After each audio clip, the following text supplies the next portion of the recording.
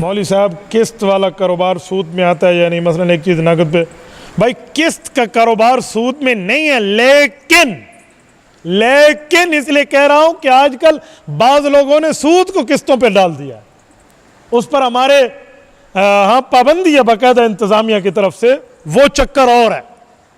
एक से नकद लेकर दूसरों को किस्त पे बेच देने वाला जो कारोबार है तो सूद ही है, इससे बचें।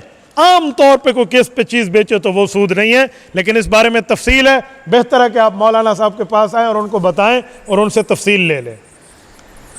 जब सोना फरोख्त करते हैं तो इसमें दुकानदार एक मासा काट देता है, एक मासा 10,000 का बनता है, तो क्यों काटता है भाई? वो किस लिए काटता है? पूछे।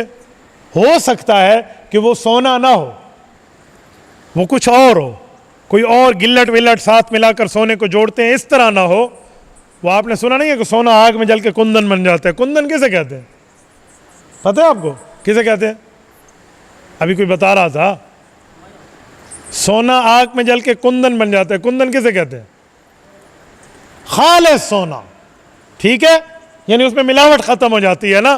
तो अगर ऐसी कोई बात है तो फिर तो अलग बात है, वरना आम तौर पे सोने का मासा काट देते हैं तो जुर्म है।